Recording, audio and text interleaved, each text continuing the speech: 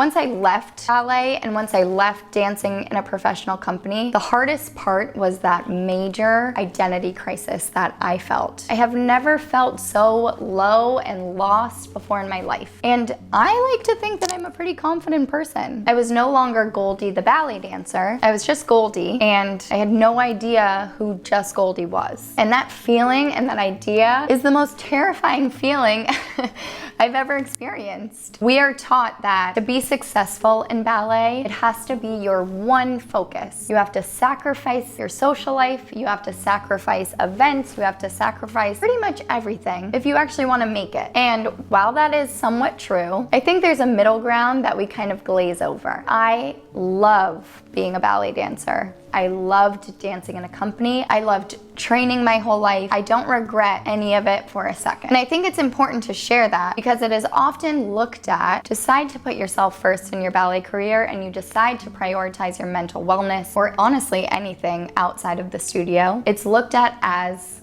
lazy. But I think all of the things outside of the studio, like those celebrations and dinner with your friends or taking a walk outside with fresh air, have only helped my love for ballet. It made me feel like a real person for once. Once I left my ballet company, that was the start of a big journey. It was the journey of self-discovery. It was the journey of figuring out who Goldie is without ballet. It seems so simple, and the concept is, of course, obviously, you're more than just ballet, or you're more than just your job, or whatever label that you are sitting with right now. But putting it into real life practice is really difficult, which brings me to this. When I look at this, I look at it as a reminder. I want it to feel like every time you put this on, you're reminding yourself that you're so much more than the label that you've decided on, or you're so much more than the label that society has given you. You are you, and that should be the most exciting thing about you. Yes, it was cool to say that I was a professional ballet dancer,